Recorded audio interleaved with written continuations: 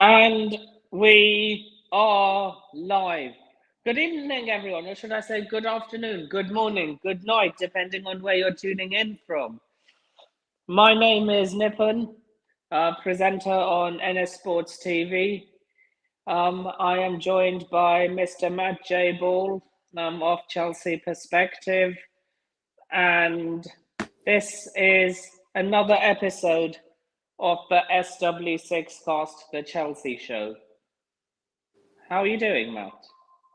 Well, big up to you, Nippin. Also, subscribe to the Blue Code Project podcast, my other wonderful little... I'll say it's my little baby, effectively. I don't know if I should have said anything about Chelsea Perspective. No, you can say both. Guys, check me out on Chelsea Perspective on his membership-only videos. Go get a membership. Have a look at Spotify, Apple Podcasts, and Blue Code Project podcast. That's where you'll find me. But yes, Nippin, I'm good. I'm good. How are you? Even though it's a national break and I'm bored already. Yes. So, which is why I thought, you know what? I'm going to do a podcast. So, a 6-goal thriller at the Bridge. Well, not a few days ago, but the match before that. How did you feel about that game, Matt?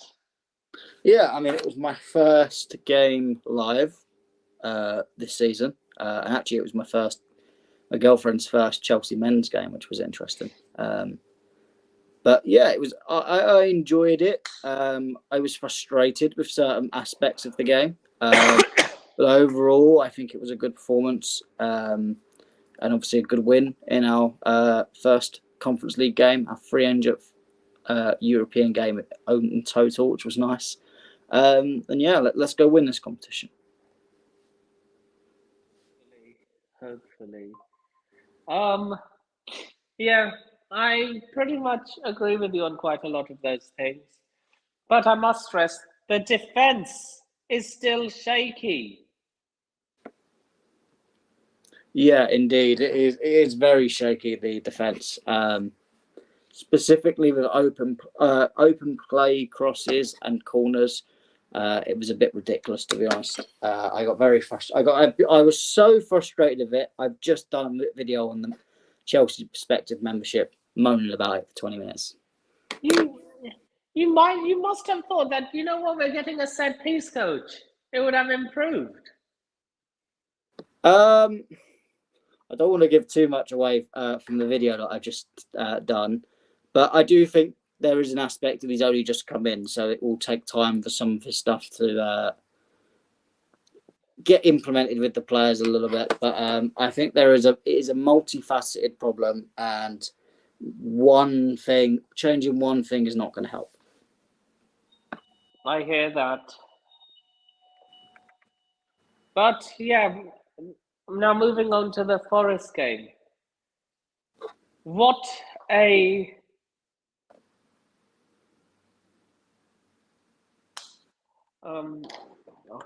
what a display from the goalkeepers. Now, I don't want to hear people saying, "Oh, Sanchez kept you in that game." I'm hearing a lot of rival fans saying that, which he did. I mean, he made some good saves, but I'm not going to swear, but bloody hell, Sells for Forest. Some of them saves were ridiculous, and that one that bobbled off the line. But how that didn't go in, I don't know. Like, people moan about that game. I wasn't too bothered. Obviously, of course, the goal we conceded was frustrating as hell again, but we created enough chances to score, and it wasn't just the typical thing of Chelsea didn't take their chances. It was chances we should have scored that we missed, or it was a poor shot. There were some legitimate great saves that were made. Sells just literally kept Forest, and we've got to remember Forest beat Liverpool. They've done very well, and they've created a lot of spoils and upsets in the past few games against people. So a draw against Forest, it was I think it was at Forest. I don't know. But a draw against Forest is not the end of the world. We might just look at it at the end of the season as a well-won point. because it's a hard place to go to. And they're a hard team to beat. But then you have a lot of rival accounts and a lot of toxic Chelsea fans on Twitter saying, oh, how can you win the league if you can't even beat Forest at home? Well, by that logic, Man City lost 3-1 to Norwich City in the same season they won the league, and they're arguably a worse team than the current Forest team are right now. I'm talking about Norwich City, by the way, not Man City. Yeah. I mean, arguably, does that mean Liverpool have no right to win the title because they actually lost to this team? They didn't even draw; they lost. Yeah. Even though they're top of the table. Yeah. I'm pretty sure it was I think it was Shaw Chelsea. I think it was a 3chelsea.co.uk Twitter saying if you can't beat Forest and Palace at home, you don't deserve to win the league. I mean, teams drop. I mean, to be honest, I don't get this whole aspect of winning the league. Were people expecting to win the league this season? No. So why are we talking about the league? I mean, we are exactly where we need to be right now in fourth place. Of course, we've had a positive run of form, and you've had all the little negative Twitter people. They're just like nitpicking little things in the game, and they've been waiting for us to draw like this to go, oh, I told you so. Oh, it's so negative. Blah blah blah. You're Bobby Fairviews of the world. Bloody fool. Although he's like a broken clock. He's right twice a day. But it was so predictable from the negative fans to come out and talk a load of nonsense. I mean, we're fourth place. Arguably, we've lost against City, which is not the end of the world. We dropped points from a fantastic Eze goal and dropped points from Matt Sell's absolute wonder class. Both of them games we could have won ourselves. So I don't think it's the end of the world. Obviously, of course, we haven't had, apart from City, we haven't had the hardest run of games.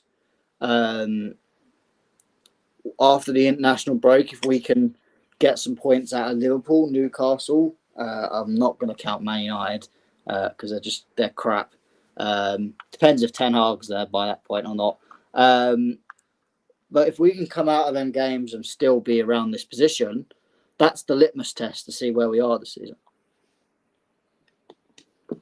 Yeah, the litmus test are the games that are coming up against your Liverpools, against your Arsenals. Yeah, I mean, I think we've still got a little bit of time till we face Arsenal, isn't it? Yeah, 10th of November. Yeah. So I think you got your Liverpool, Man United. We've got Newcastle twice, thanks to the Carabao Cup. But is it at the Bridge or at Anfield? I think Liverpool's away. I'm going to double check because I'm gut feeling is telling me that Liverpool is away, but I could be completely wrong. And I must stress, for all the away fans who are going, please do not do any tragedy chanting. It's disgusting and despicable. Yeah, Liverpool is away. Then we've got Panathinaikos away. Panathinaikos. Yep. So we've got trip to Greece. Then we've got Newcastle at home in the league. Then we've got Newcastle away a couple of days later, the Carabao Cup. Then we've got Man United away. So we may as well just stay up there because, so it's only 3 days apart. Then we've got Noah at home in the Europa League. Then we've got Arsenal at home on the 10th of November. Noah, are they a team in... I'm going to say it in the chat, in the private chat. They're Armenian. Okay, I thought they were this team in this country. Refuse to name either of No, those two. I no, refuse to name either of those countries on our stream, by the way. that's fine. But yeah, they're Armenian, so it's a good Okay. job. It's a good job we don't have to travel there as well as Kazakhstan in the distant future. Of course, Yeah. we bloody got it. Looked so well, and we got Germany and Greece. I thought, okay, that's fine. And then bloody Kazakhstan.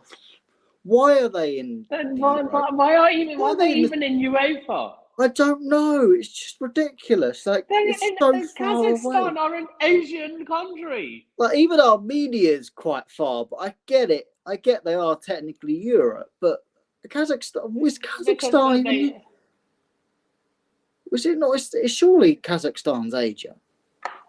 I'll check on Wikipedia. I mean, to be fair, technically Turkey is predominantly Asia, so. But at least that. But Turkey, all their major cities are in Europe, like Istanbul, Ankara, I thought Izmir. no, but I thought it was. I thought no, but I thought with Turkey it's only in Istanbul that's technically the Europe part. Is it?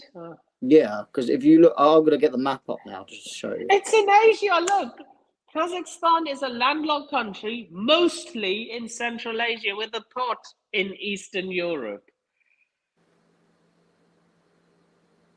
I'm sorry, no, that can't be. So if you Because by look, that logic, where's it? If you look, Turkey is the part where Istanbul is, and then as soon as the basically the big sea that goes into the Black Sea that separates Turkey and Asia, Asia, Turkey, and which literally that is the rest of Turkey is in the Asia part.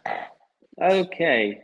So Istanbul, Besiktas, or whatever their name is, they can play in the Champions League technically, but I get why you can include Turkey's fine to include. I mean, I'd argue the country you didn't want to mention. I don't know why they're in Europe either, really, but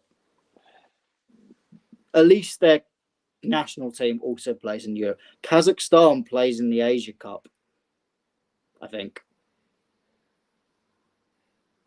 which makes no sense.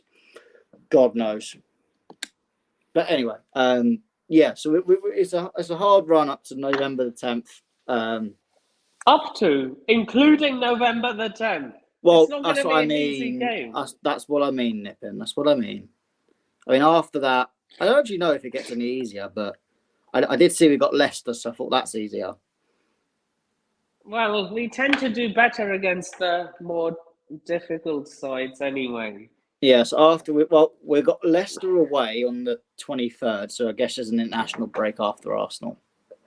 Then we've got the German team, Heidenheim, away.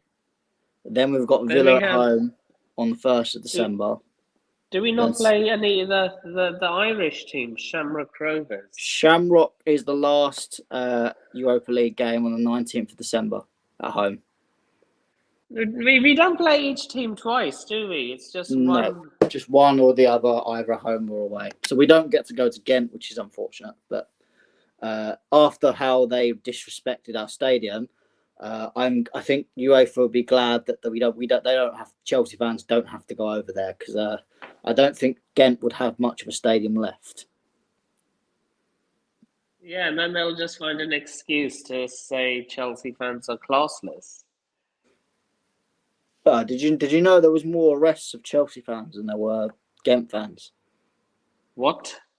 Are you serious? At the game?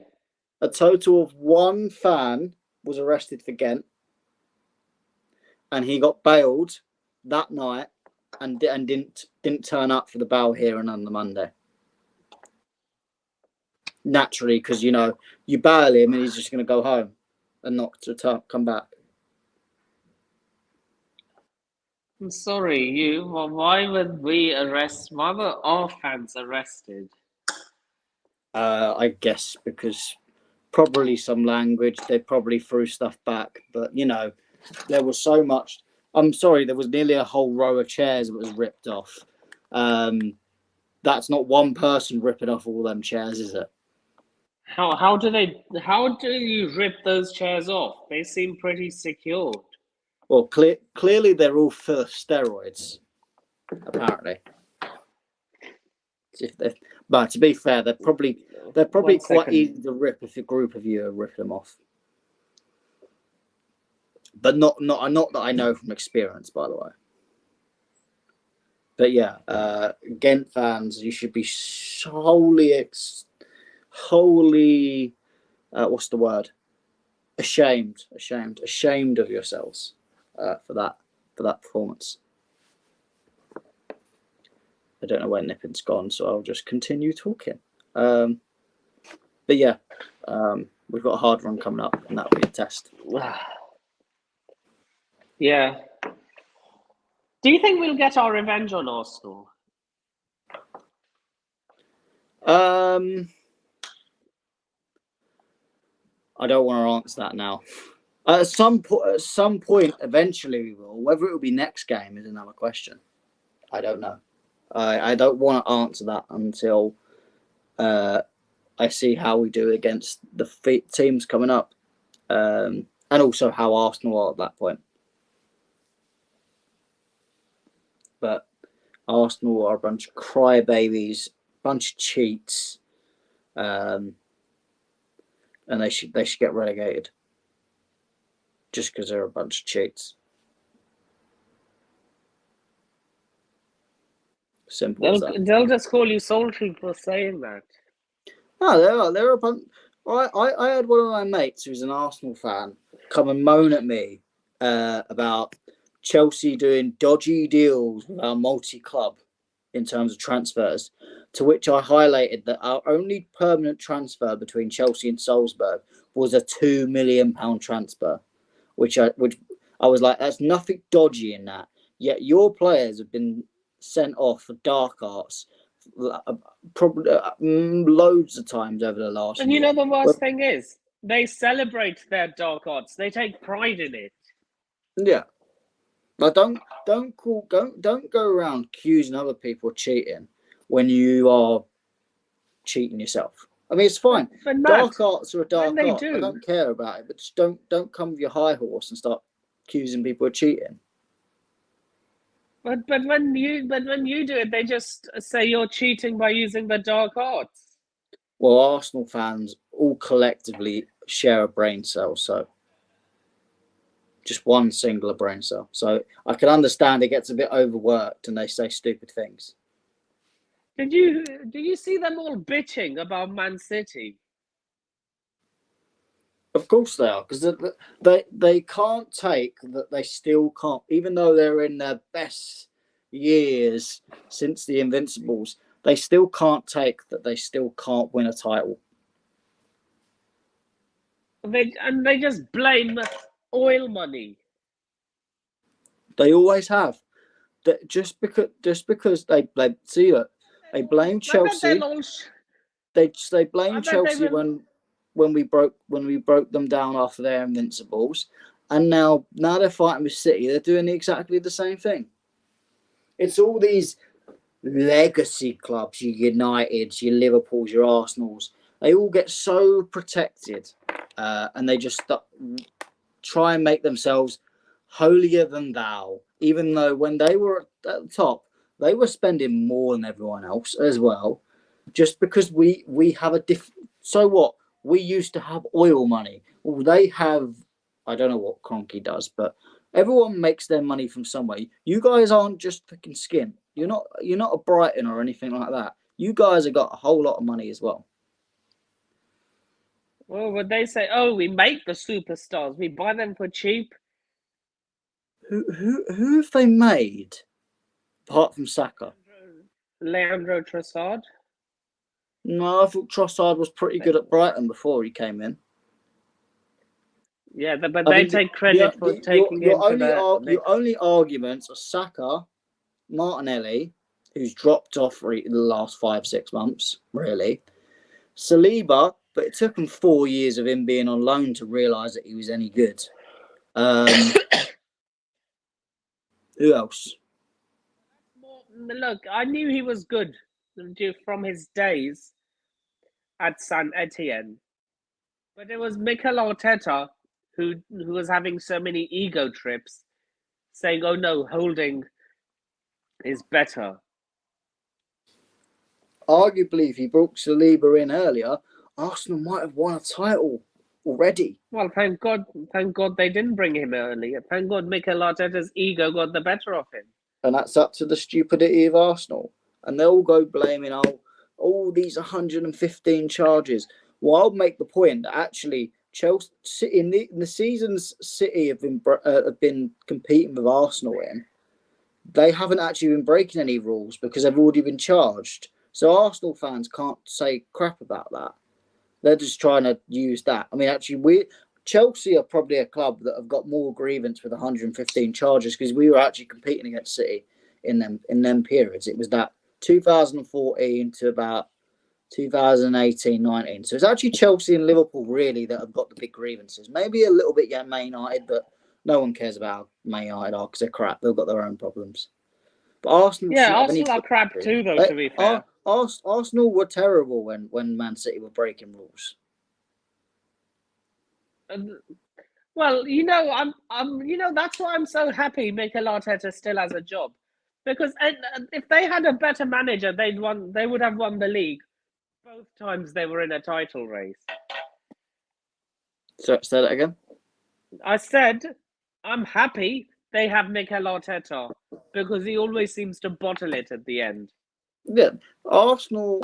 I will make the point. I don't think Arsenal will win the league this season. Even with Rodri's injury, I mean, Man City are lining up Zubimendi to come in January. So I don't think that. I think post January they're going to be absolutely fine again because Zubimendi's great. I think he'll do really well there. I think Liverpool will try and go for Zubimendi again in Yeah, January. but I think Zubimendi will just reject Liverpool and go to City. I don't know. He did say in an interview on Spanish TV saying he regrets not making the move to Liverpool. Yeah, but that doesn't mean he'll pick Liverpool over City. That just means he thinks he should have made the decision to go in the summer. But he'll still look at both options and go, City look like a better option. I'll probably choose City. But if by that logic, Virgil van Dijk could have chosen City too, but he chose Liverpool. Of course, yes, but I think I still make the point that Zubimendi knows that he's got a spot in that City lineup. But does he also know that when Rodri's back, he's right back on the bench? Well, who says Rodri's going to come back the same player? Do you think he falls off after this injury? I mean, it takes a lot for a player of an ACL to come back. I mean, just look how Fofana is, even after a year and a bit, still not the player that he was before. Yeah, but he hasn't been injured so far. I mean, his performances have nosedived, but that doesn't mean That's the point. That's the point. If you've got Zubimendi and Rodri in that team, and Rodri's not performing when he comes back from injury, Zubimendi is going to be straight in there, and Rodri's going to be sitting on the bench. Pep might even just get rid of Rodri if he's still there. If his performances don't go back up to the standard that he was, they might just go, well, Zubimendi's our first choice. We'll go get someone else. We'll go get the next one. Yeah. Pep has a ruthlessness. You look at Pep. Pep will always get rid of a player before they know before they're starting to tail off. You look at Mahrez. You look at Sterling, Jesus. They'll just chuck them out, and people. It's like Sir Alex Ferguson used to do it. They'll chuck them out before, and all the fans go, "Why are they getting rid of him?" And then, no surprise, they go to the new club and they're crap. because it actually Are you Pep scared? knows what he's Are doing. you scared that he might Pep might send Rodri to us? Why would we send Rodri to us? Because he would, because obviously he would probably buy into the agenda that Chelsea are shit. We'll just send a finished Rodri to Chelsea. But we're not crap, for one. I know we're not, but Two, Pep would probably but buy into that notion. Pep doesn't have control of Chelsea. Chelsea have to agree to buy Rodri first. And as far as I'm aware, Rodri's not under the age of 25. So I don't think it's going to happen. And I don't even think he's not like Tosin, who's 26 going on 27. He's old-ish. I think he's like 28, 29. So we're not going to go yet. He's 28. He's 28. We're not going to get Rodri. It's not going to happen. Rodri will probably go back to Spain, probably to Barcelona, do a Gundogan. Or maybe go Saudi League, depending on how he gets back from his injury. Okay, say if he comes back from his injury and it feels like he never left. I know after an ACL, you're never the same, usually, but there are exceptions. Of course, there are exceptions. Exceptions. But the exception doesn't prove the rule. I mean, he might be the exception, but he might blow his other ACL. We don't know. It's such an unknown. But I'd rather side with the aspect that it's likely that he won't. Even the players that come back and are absolutely fine, they will still admit themselves they're nowhere near the. They're not. They won't. They never get back to what they are. Do you think?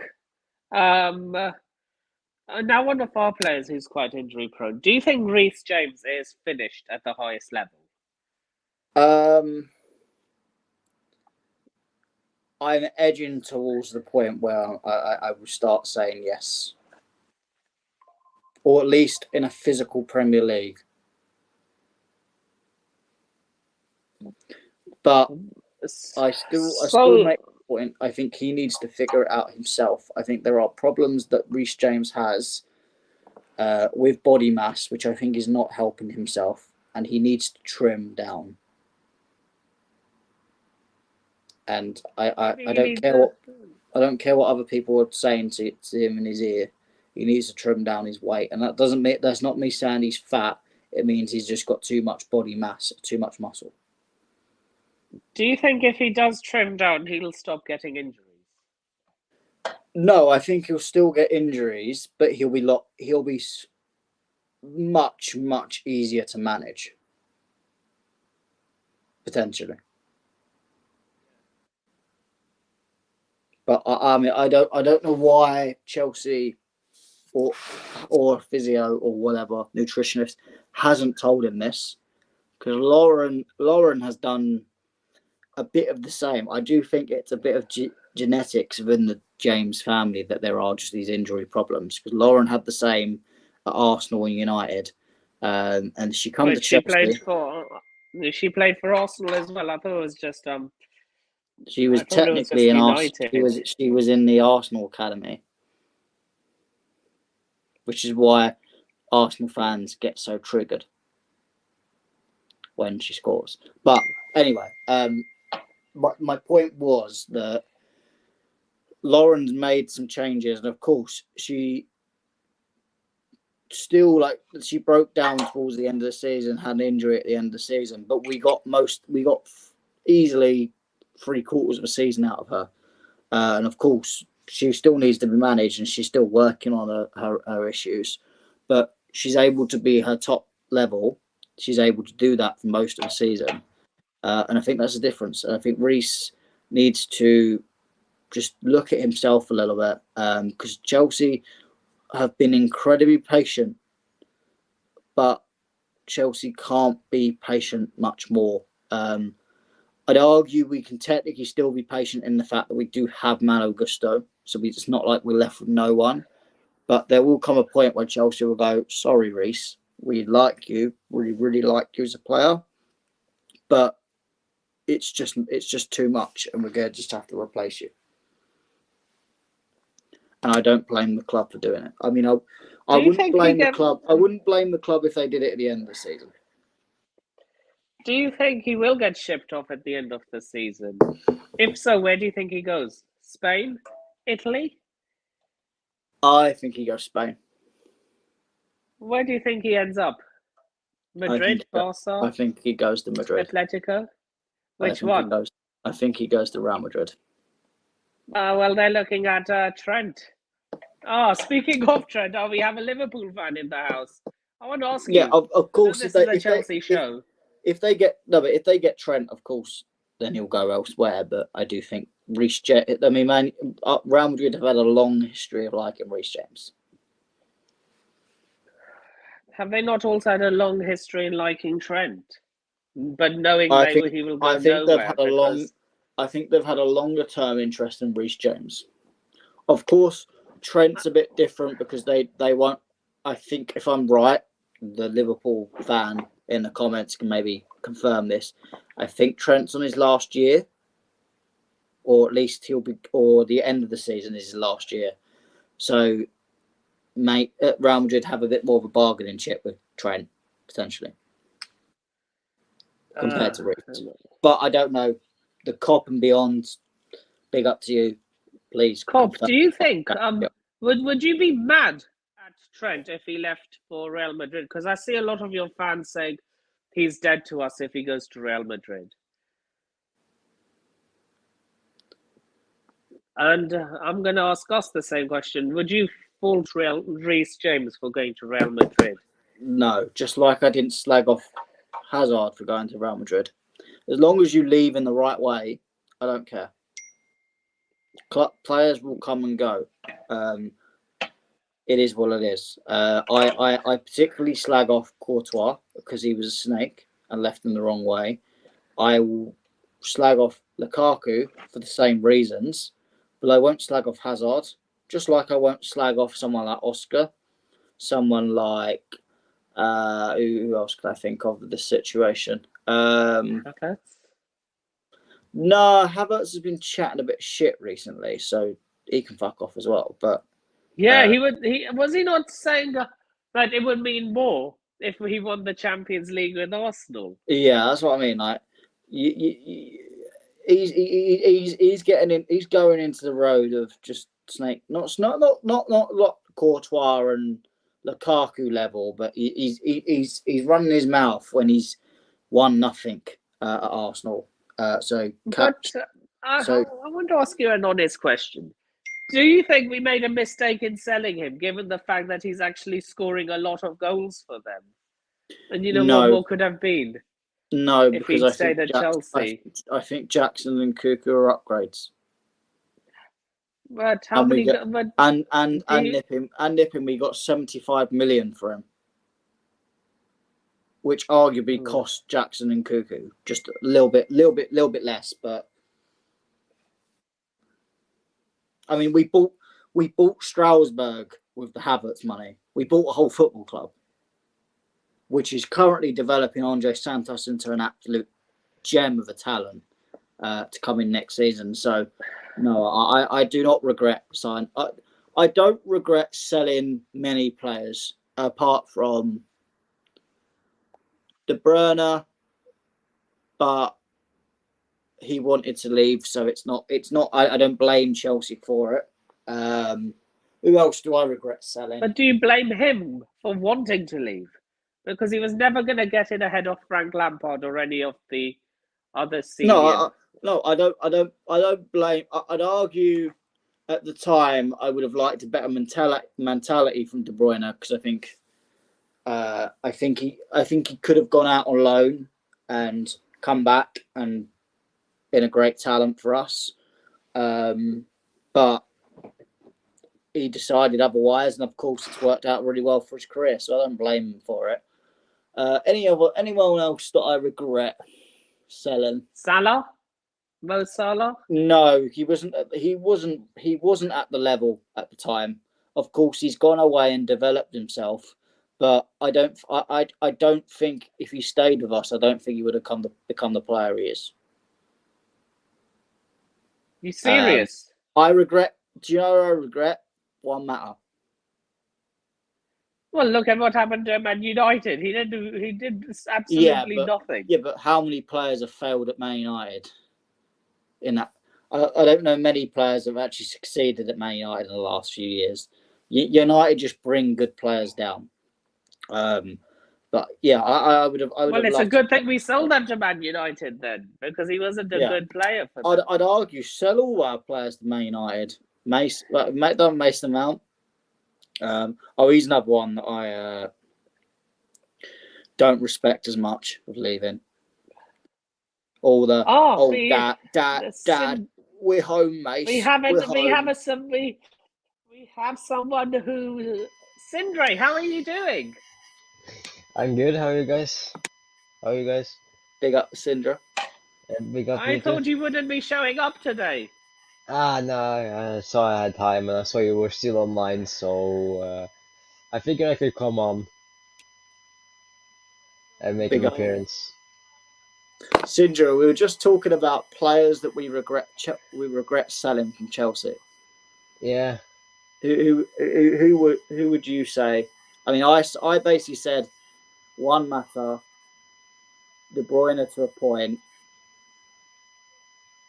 and that's probably it for me, to be honest. Yeah, I heard you said you wouldn't say you regretted selling Salah because he wasn't that good, but if you look at it, don't forget he had 2 loan spells, one at Fiorentina and then one at Roma before they bought him. Before the season, before he went to Liverpool, and he was pretty good in both the season at Roma. So, and if you look at what Hazard has said, he said Salah was really good when we signed him. Yeah, I mean, me personally, I didn't see enough on the pitch to. Yeah, that's fair. Especially with the talent we had at the time. Yeah. I mean, of course, things happen in the future and that, but yeah, you can't predict what happens. So it's a risk. Rudiger. I so regret losing Rudiger, especially on the free. Well, that was Marino. Well, no, I'd argue that was the UK government. Thanks, Boris Johnson. Yeah. You blithering fool. At least he's still watching Chelsea games. Roman? No, yeah. Rudiger. Hey, do you think we should buy him back?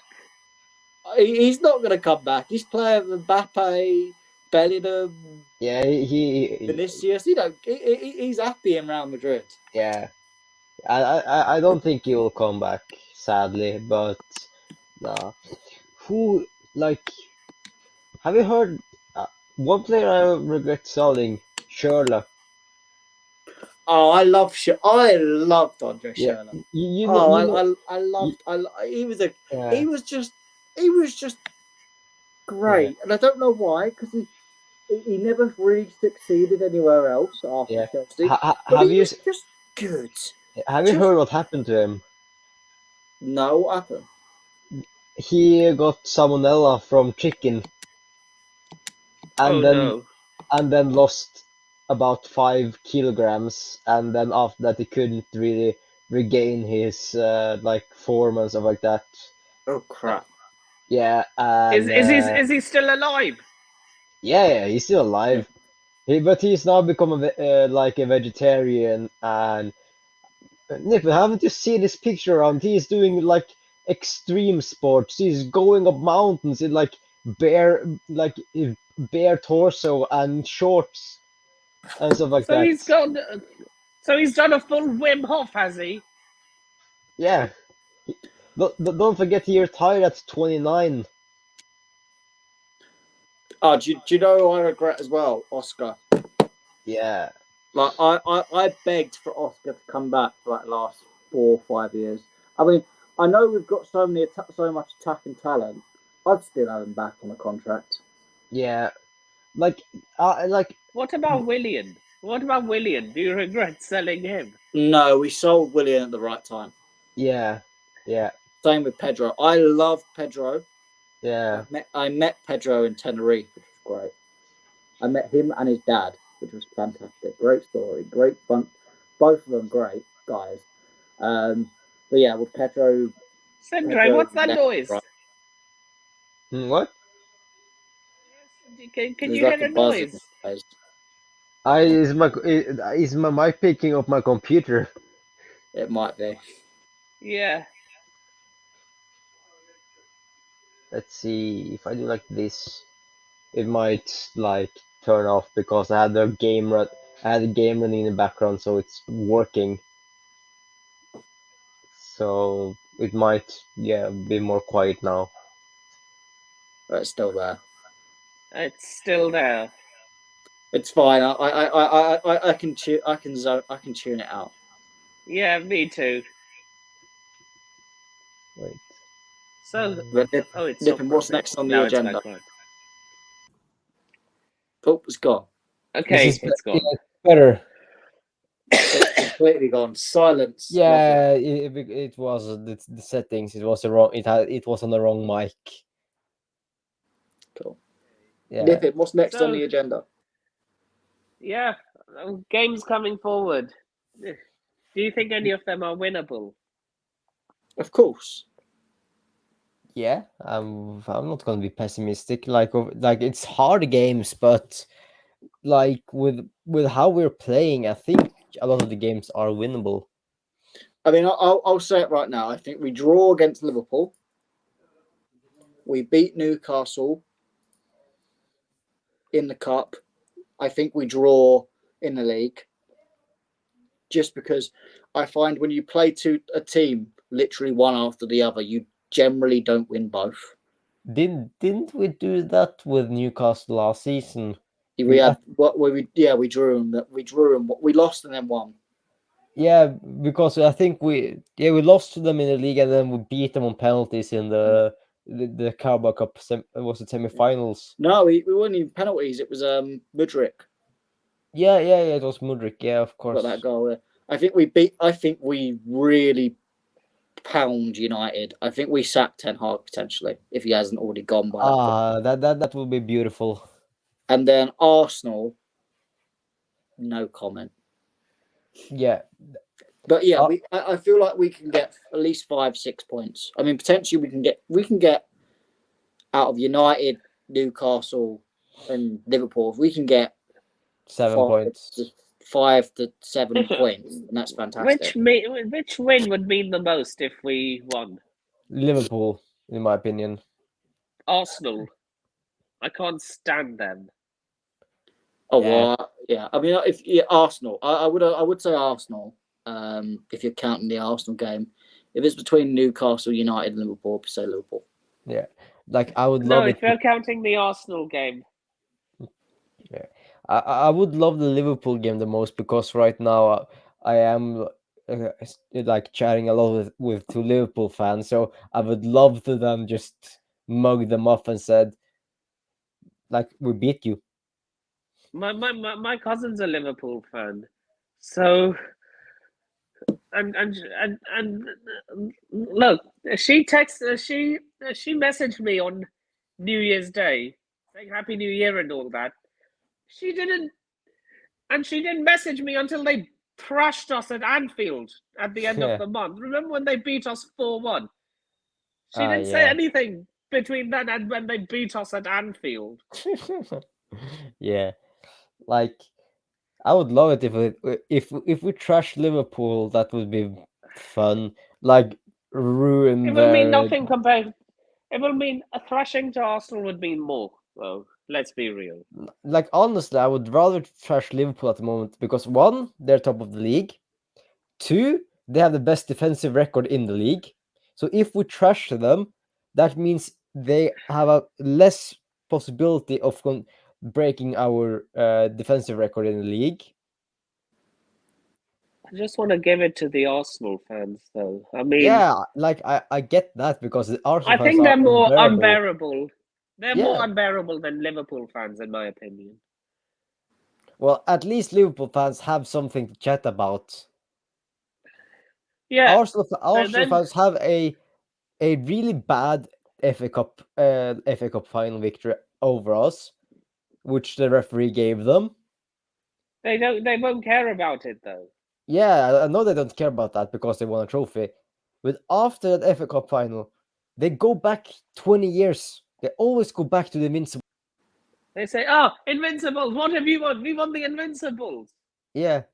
And the worst thing is, the season after, Chelsea was one game away from going invincible with a better invincible record. Do you think if we would have beaten City that game, do you think we would have also gotten a gold trophy? Yeah. Mate, give us a platinum trophy because it was so much better than the Invin. I mean, I still trigger my best mate when I say that our season, Yeah, our season was better than 04-05. theirs. Yeah, it was. And I bet he rebutted by saying, "Oh, how many games did you win? How many games did you lose?" I bet he uses that argument to say, "Did you go invincible? Yeah, Did but you go invincible?" Well, we won more games than they did. less draws, Less draws. We just and what? lost. And We lost one game. And we broke about 1 billion records at that point. Yeah, best defensive record in the league set. But don't forget, they weren't invincible. Like, in my opinion, Bayer Leverkusen's are more impressive than Arsenal one, because they went almost an entire season. They didn't just go invincible in the league. They didn't lose in the cup, and they didn't lose. Well, they did lose in Europe as well. They lost in the Europa League final. If they would have gotten that victory in the Europa League final, they would have gone. I don't think any team has gone an entire season invincible. But Sindre, without losing a Arsenal single fans game. will just say it means more if Arsenal do it. Because they're Arsenal fans. Guys, can I just trigger Arsenal fans right now? Yeah, go on. I'm going to make the ambitious point that in terms of the record of invincible trophy in the Premier League and the 15 goal record, ours will last longer. Theirs will get broken before ours. That might happen. You honestly think there's another team in the waiting to break Arsenal's invincible record? Yeah, I don't think any team concedes less than 15 goals at all. That's fair. With how everyone's defences are getting worse with this attacking football, the way football's going, no one is ever going to be able to concede less than 15 goals in a season. So who do you think breaks Arsenal's invincible record? Because I'm going to wait for the day for that to happen so I can just give it to them. You know what I mean? I don't know who. I don't think it'll be any of the current teams as they are now. I still think that record will last for another 10 or so years. But I do think there will be a super team that comes along. Maybe, who knows? It might be a Newcastle that eventually becomes a superpower that might just blast the league out of the water. Chelsea under Todd Bowley. Chelsea 2032. Todd Bowley's tricky blues, you know? Yeah. Jackson and Palmer in their primes. Arsenal got to watch out. So far, Liverpool looked the best to beat the record. Of course, they're only 7 games in, so it's still 31 more games, but so far, they only conceded 2 goals. So that's why City just turned it on. You know what I mean? That's one of the reasons why I would love to beat Liverpool at like 3-4-0 more than anything else right now, because that would make so they're 9 goals away from, or 10 to 9 goals away from the record, and then at that point I think they will not beat our record. And then City are 7 goals and Arsenal are 9 goals away. Hey, we have almost the same goal difference as Manchester City. That's quite impressive. We're 1 goal less scored than them. Yeah, but no one will give us credit for it because we're Chelsea. Let's be real. That's true. Do you think we'll get any credit? Like, say, if we win the league at some point this season? No, sorry, Yeah, at some with a point in the trophy. next 10 years. Well, no, I think everyone will just say, "Look how much money you spent." They will just give us the discredit. "Oh, you spent so much money. You should at one point have won the league." It's like what we're doing a little bit with Arsenal now. Like Arsenal have spent a lot of money under Arteta and still haven't won a trophy. Well, after the FA Cup final, which I think he would have gotten sacked if they didn't win. But honestly, I don't think people will give Chelsea credit. Of course, I think they will give credit to the manager and say, "Fair play, you turned a really." If we win it with Maresca, I think they will give Maresca credit for saying, "Fair play, you turned this Chelsea team that were struggling for 2 years into a title-winning team." But they will also say give Chelsea the discredit for the amount of money they spent. Like Even though Arsenal spend the same amount of money and potentially could win nothing. Arsenal have not spent the same amount of money as Chelsea under Todd Bowley. Arsenal have spent the same amount of money almost as Chelsea under Roman Abramovich, but not the same amount of money as Todd Bowley. Todd Bowley alone in like 3 to 4 seasons have spent over almost £1.5 billion.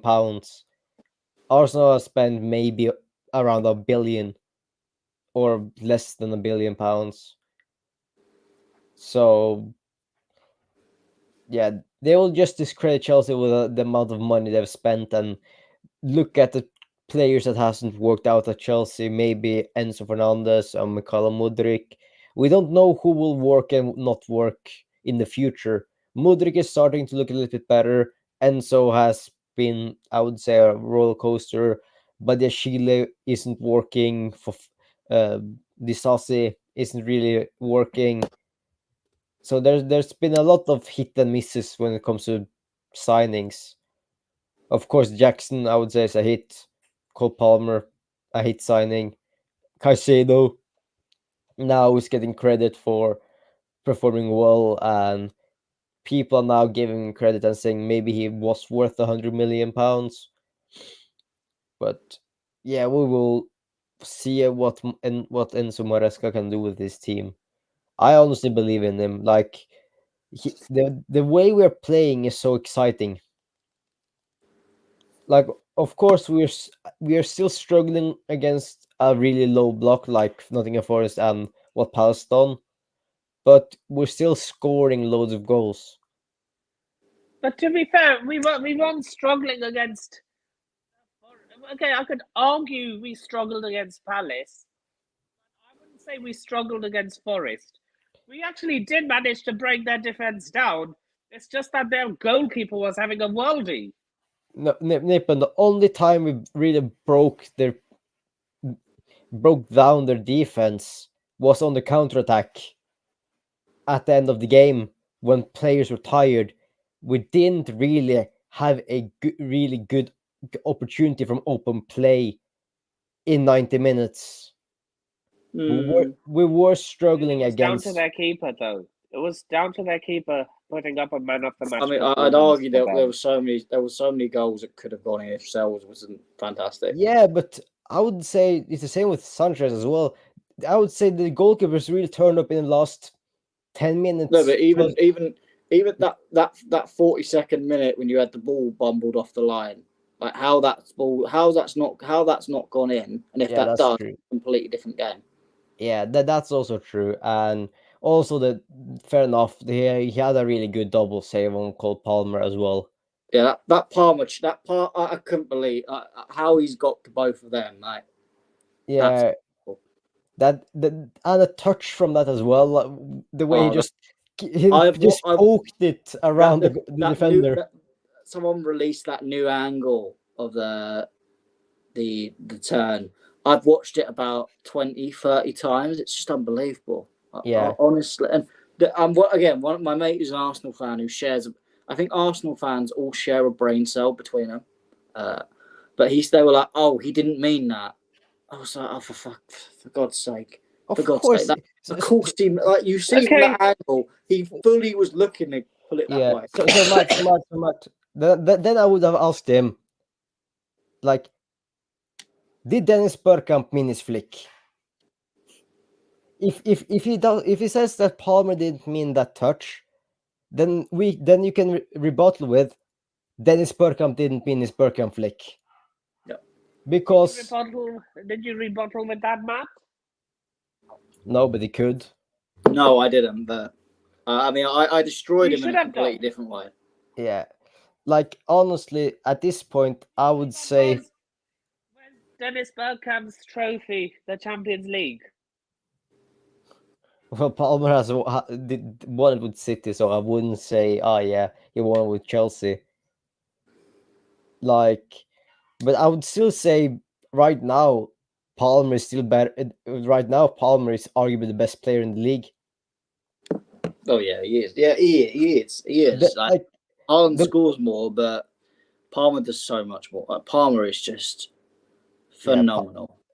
Palmer, don't forget, Palmer has the most goal involvements in the game in the league By the way, right now. I'm sorry if I'm going off camera a lot. I just have a bad cold. No, Yeah, we can hear that, but it's fine. get well. I mean, the aspects as well. People keep going, "Oh, but Palmer's like Chelsea is just a one-man team." It's like, no, Cuckoo scored a lot of goals this season. Jackson scored a fair few. Even Jackson last season got 14 goals, so he's not. It's not like Palmer's scoring all the. This is not a one-man team anymore. Yeah, don't forget, we're only team who have 3 players with 4 or more goals for players in the league.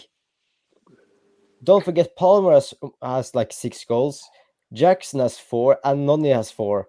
Yeah, so we have and Cuckoo. I know it's outside of competition, so I think he's got like 7 I have or 8. a question for you. I have a question for both of you. Do you think Arsenal fans are turning into Tottenham fans? Are we what? Are Arsenal fans turning into Tottenham fans? I thought nipping after we turn into Tottenham fans. I was gonna say, no. I think Arsenal are their own special type of stupid. Yeah. Do you think they're more deluded than Spurs fans? Yes. Yes, because I think Spurs, while they are deluded, they do accept that they are lesser. Yeah, they accept they aren't that good. Arsenal fully think that they're in like prime Invincibles, Vieira, whatever. Yeah. And again, the only thing stopping them is Man City 115 charges, even though, as I said, they broke all the rules when Arsenal were like 8th. They weren't challenging City. City.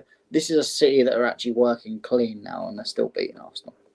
Yeah, and also, like, I've seen some Chelsea fans, of course, say that we have one of the best midfielders in the league in Lavia. That and I meant also Casero.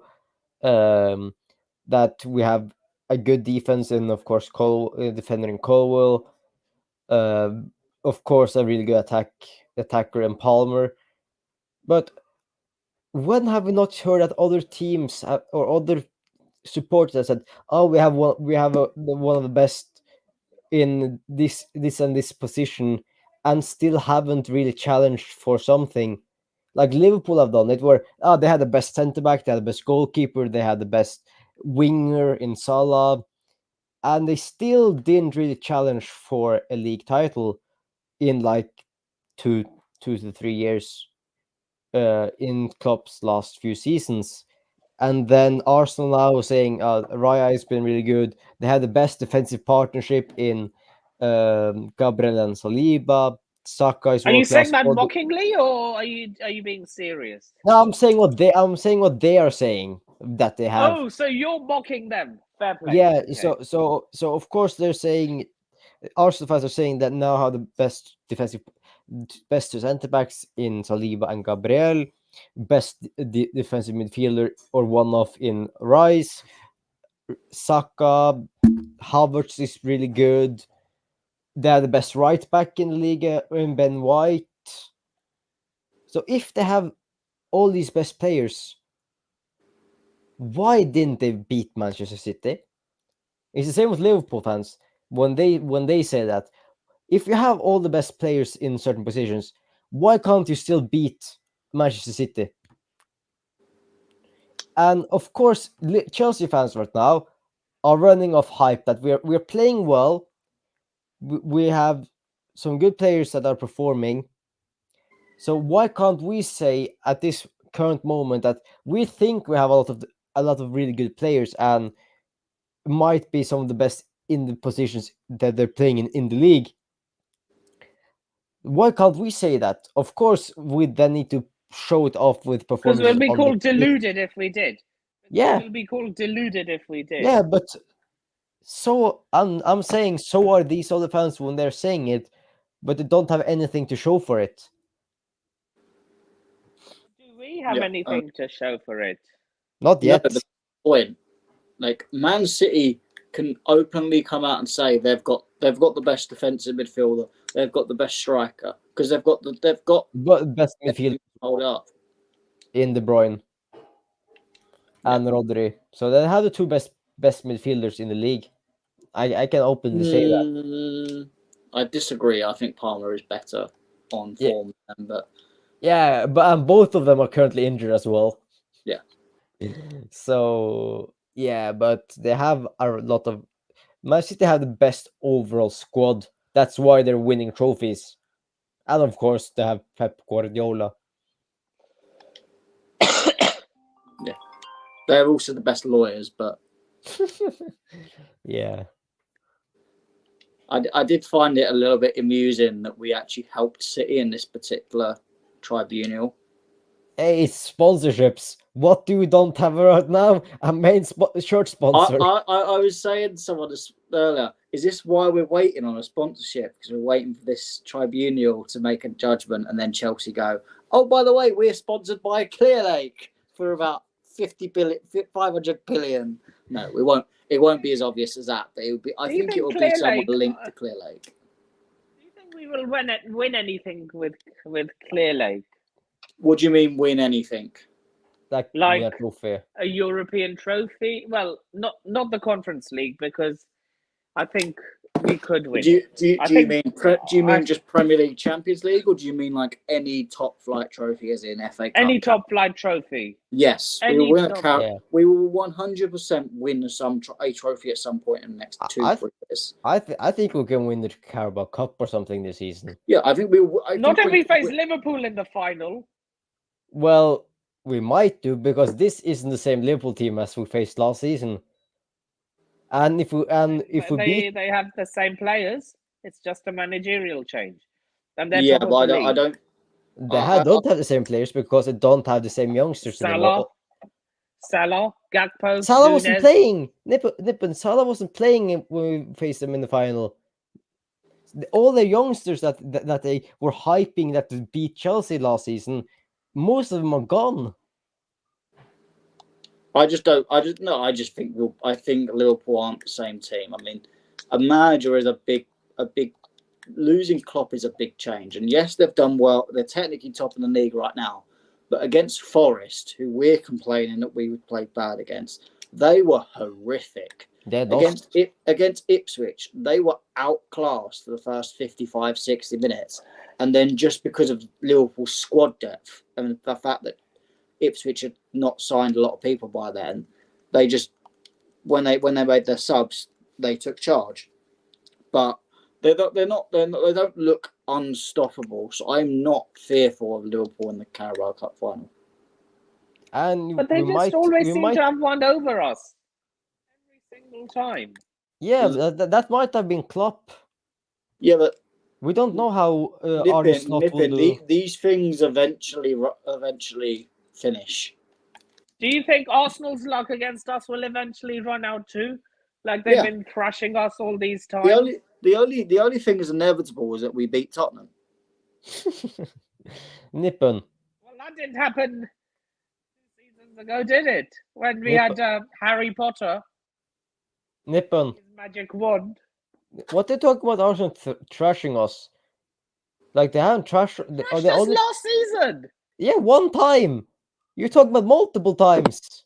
Well, they're technically a preseason under Tuchel. They destroyed us as well, but Yeah, that's yeah. preseason. No one counts preseason, man. The last time we got a win against them was when Lukaku scored. Yeah, Reece James and Lukaku link-up play. Man, what a time. That was the time when we thought Lukaku was all it. How Yeah. wrong were we? Oh, that's the time. Oh, that was the time I was most frustrated, Marina. That was the time we were living off that they thought we were going to win the league because of Lukaku. If only we got shoot. Oh, by the way, I want to propose something. Since Tchouaméni is potentially available, do we want to just put? Well, there's been multiple reports suggesting it. Is he If unhappy Real at... Madrid want to get rid of him, Well, I'd stay clear. Nipping. My point is, do we give that do we nudge Enzo Fernandez in the direction of Real Madrid and take Tchouaméni here? Yes, swap deal. I think that would be a Not good necessarily deal. swap deal, just pay 65 million for Tchouaméni and they can have Enzo for like get rid of 60. Tchouaméni. If Real Madrid want to get rid of Tchouaméni, it can't be for a good reason. No, it's more Tchouaméni's unhappy. Because he doesn't play that much, and if he plays out of position at centre back. Because they have had a lot of injury problems at centre back, and therefore he has had to play there, and he wants to play the defensive midfielder. He should have just chosen also when he had a chance, man, when we were linked with him. Yeah, like, can you imagine a midfield of Caicedo and Tchouaméni? Yeah, that would be. Do you think lovely. he turned us down? Having Lavia as backup, like, I think that midfield will work a lot better than Enzo and Caicedo. I think it fixes a lot of our problems potentially. Yeah, because Tchouaméni can sit. Yeah, and Caicedo can be like the Kante. Yeah, he can be like the Kante, which is what is yeah. Like think of what was the game where it was the West Ham game where he got like 19 interceptions or something stupid like that. Yeah, last season wasn't it? Well, no, this season. I mean, this is like if we can unleash that, we can't unleash that Caicedo because Enzo Fernandez is doing that role because Enzo Fernandez can't. Yeah, sit, and he can't really do anything else. Caicedo is not DM as well. Caicedo is very very similar to what Conte was. Conte wasn't a DM. Conte was a box-to-box midfielder that was just industrial and running around and doing a lot of tackles and intercepting the ball. That's what Caicedo is good at. Caicedo isn't good at sitting and protecting the back line. Imagine this next season. Tchouaméni, Caicedo, obviously Palmer up top, and attacking midfield. And then the bench midfield is effectively Romeo Lavia in and Andre Santos. Along with João Felix, I guess, because he'll still be here. That midfield of Lavia, Santos, and Felix is great. Let alone the starters. Like, we've got unreal potential, but we just need to find. And also custody as well. Do you think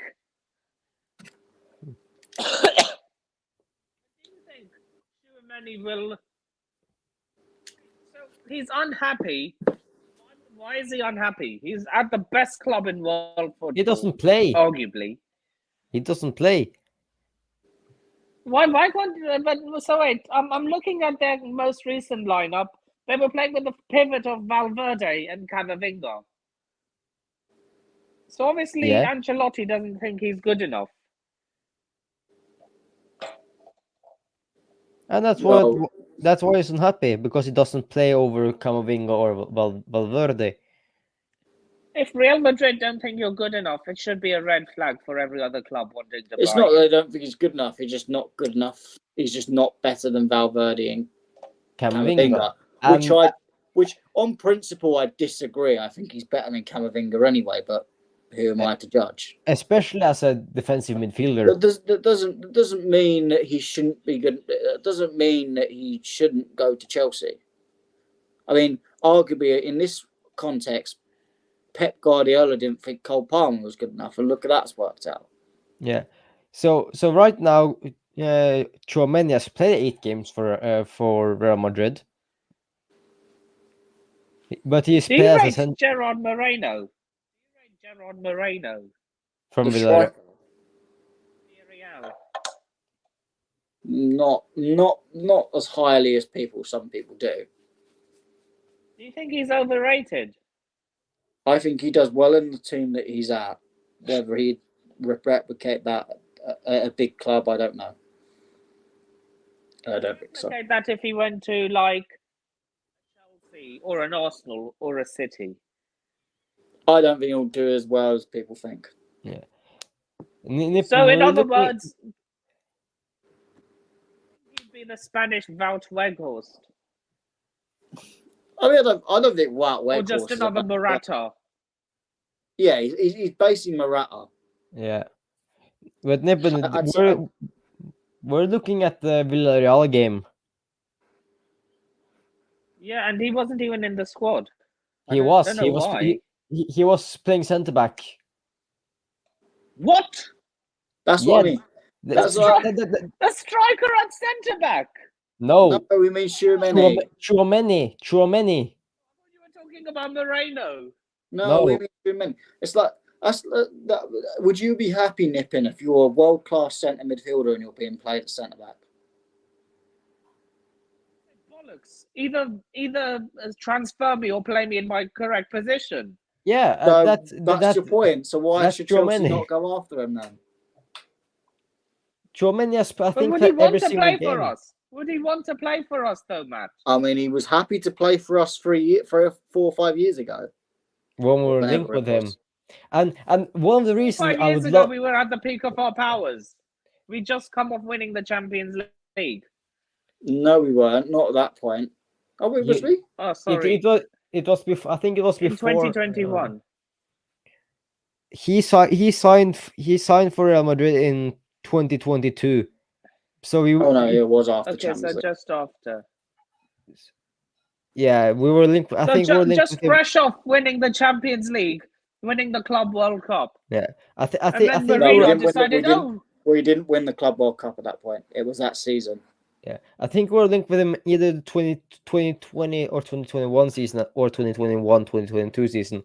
And it's a 2021-2022 season. I think we won the Champions League, wasn't it? Well, Nippin, let's just remind. The only reason Tchouaméni is not at this football club is because Mourinho is a penny pinching.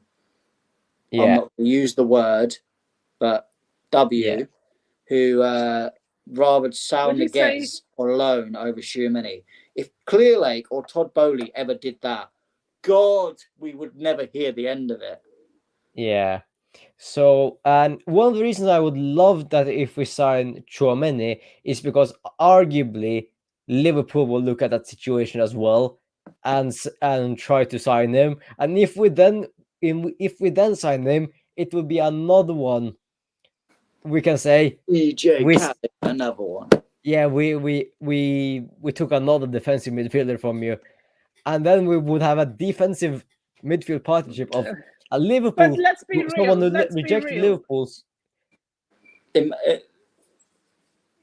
Who had the last laugh at the end of last season when in the Carabao Cup final? Though, I'm just being real. Enzo I don't or care. I don't care. They still got. I mean, Liverpool are still not happy clearly with their defensive midfield because they still wanted to go after someone and still got rejected. I mean, imagine if Zubimendi goes to City in January, they try and go for Tchouaméni in the summer and Chelsea pip Tchouaméni off them. They're just cursed. They can't get a number 6 ever. They're just going to be stuck with Endo, who I still don't know who he is. Yeah, he's they got and he's like Fabinho, though, 30. to be fair. I mean, Who? Endo is effectively like the Pokemon upgrade of Fabinho. Enzo Fernandez. Nippon, did you Fabinho say? was good, though, to be fair. Yeah, but they sold him. Yeah, he's gone. To He's not there Saudi. now. Before they sold him. He was trash. That's why they sold him. He was good for a season, and then they sold him, and then because he wanted to go to Saudi. Yeah. Nah, So- but I would love it if we then decided, do you know what? Enzo isn't good enough. We made a mistake. We should cut our losses. I honestly don't think it suit the Premier League. I think it would suit the La Liga so much more. Yeah. And I think it would suit Real Madrid What, in their play style. Fabinho? I think Enzo would suit Barcelona the best, but Yeah, but like he could be a good replacement in my opinion for Luka Modric. Mhm. Uh, I think and at Barcelona he could be the Frankie de Jong replacement. We'll probably Yeah, end up kicking ourselves if he does good.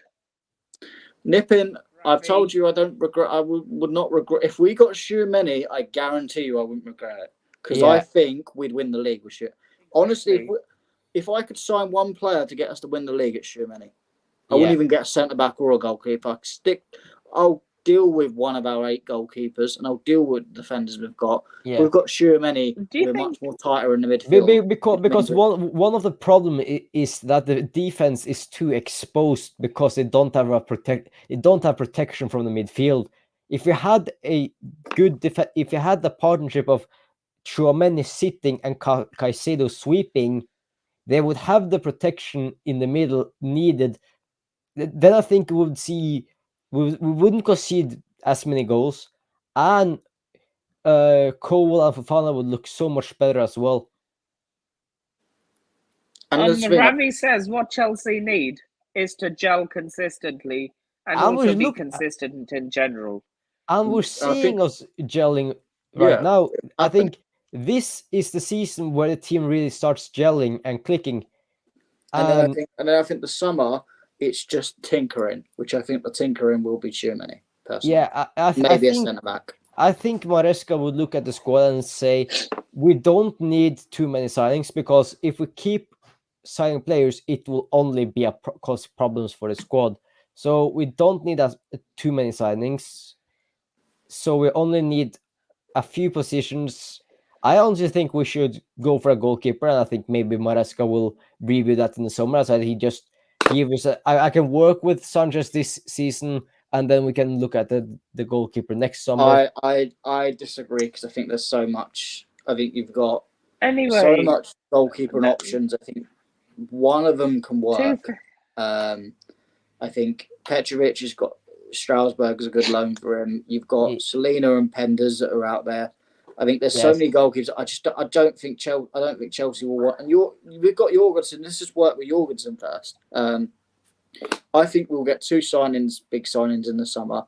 I think one will hopefully be Tchouaméni, and then I would happily take that Murillo from Nottingham Forest the way he played the other day. Yeah, he reminded me of Rudiger. Do you know what? Another one he kind of reminded me of. A little bit of a throwback to his national teammate, who's also a centre back. Can you guess who this? David Luiz. No, maybe, but another one. Not Silva. Alex. Alex. Oh, you're going old school. Oh, yeah. Yeah, the way he was when he was standing over one of their free kicks, he was going to just power it. I was like, that's. I know I'm young, but I still see the highlights of Alex and his ball striking from free kicks, man. Going back to David Luiz, I still can't get over how long it took, how long his penalty run up was in the final of I feel like it was like the Titanic memes. It's been 84 years. Didn't it remind you of that Simone Zaza? Penalty in 2016.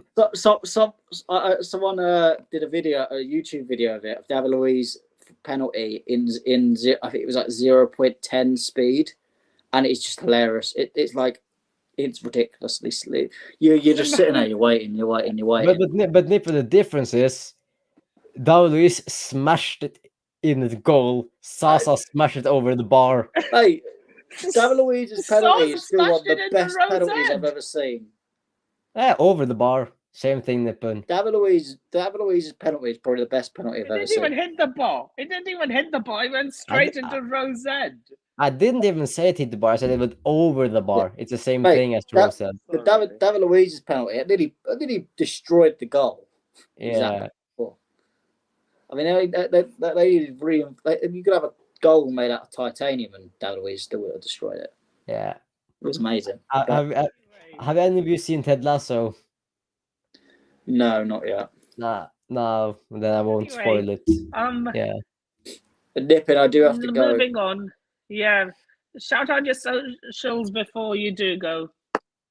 So you can check me out on my official little baby, Blue Coat Project podcast on Apple and Spotify, featuring And give your Carlito. Liverpool and Jeffers. prediction before you leave Oh, as Liverpool. well.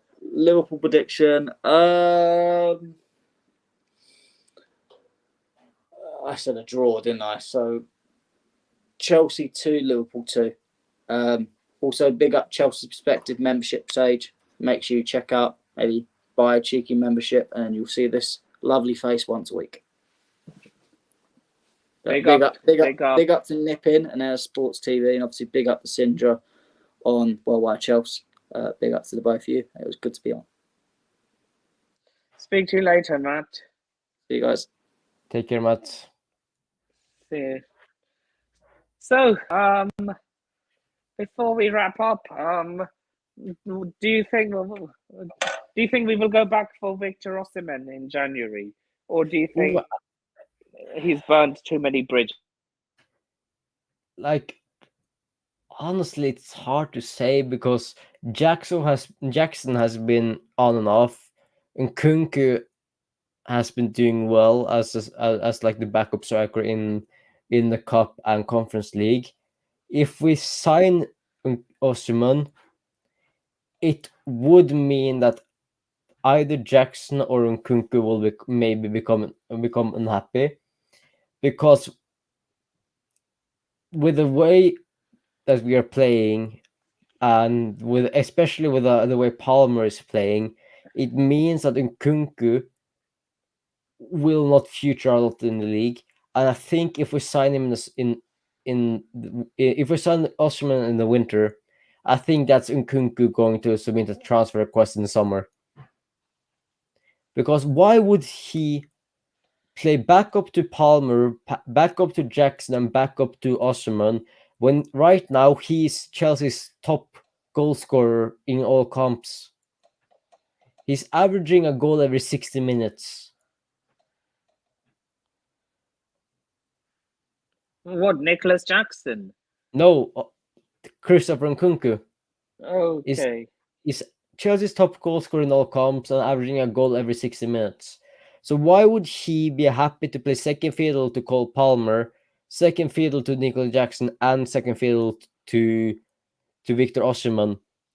Because then either we have to move out to the left, which he's better on in the middle, same as Palmer, or we will have to see if we can fit a formation with Nkunku, Palmer, Jackson, and Osimhen, if that would work. But honestly, I think if we sign Osimhen, that will burn the bridge for Christopher Nkunku in the summer. I think he would then see he would fall further down the pecking order. Would it burn the why Nkunku? Why not Jackson? Because right now Jackson is a first choice striker. Nkunku I think he's too inconsistent to be first choice. No, but he is. Jackson started, I think, every single Premier League game this season. How many has he scored though? He hasn't. Has he scored in most of them? He has scored 4 goals in 7 games. I guess so. So my constant coughing, by the way. Yeah, it's okay. So that means that if we sign Osimhen in the winter, I think Osimhen would then maybe be first choice. We'll see how. I think not to begin with. But the only way it wouldn't burn Osimhen's Nkunku's bridges is if Nkunku, by the time we sign Osimhen, has played himself to be Chelsea's first choice striker.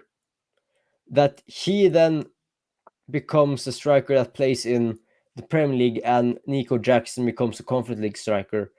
And by that time, I don't know if we can then submit Osimhen into the Conference League squad or not. So, of course, I don't know. I think we then should loan out Mark Gui. I think he should then go on loan, and then our three strikers for the remaining of the season should be Osman, Jackson, and Nkunku. And then of course Nkunku can then also rotate with Palmer and João Felix as offensive midfielder as well, or one of the two offensive midfielders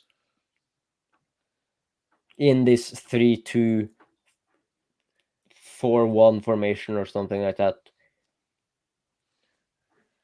Facts. So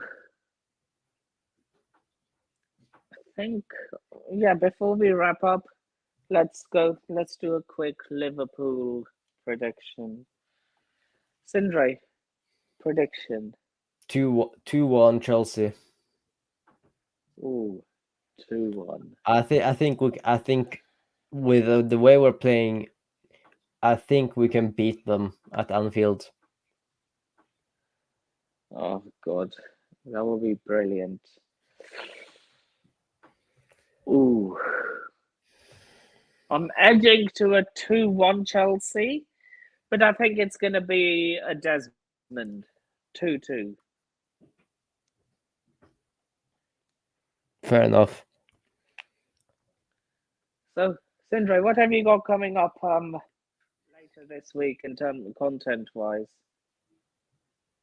Well, to be honest, I don't know. I haven't really spoken to Sadiq. Currently I'm working. Pick up. Yeah, so currently I've gotten a job, so that's good. So I'm working now all from Monday to Friday, so that's good. And yeah, with that being said, I haven't got anything coming up later today. On Friday, I will be back with the Sixth Sense podcast. It's very similar to the Big Six. Well, my take on it, but the Big Six will always be gospel. Big up Turkish and everyone on the Big Six. And yeah, with that being said, a shout out to Matt and Sindre for joining me today on the SW6 Cast. We should be back some point later this week. Yeah, the SW6 Cast will be on my next day off. We'll update accordingly. And yeah, with that being said, I shall see you all in the next video. Come on, you Blues.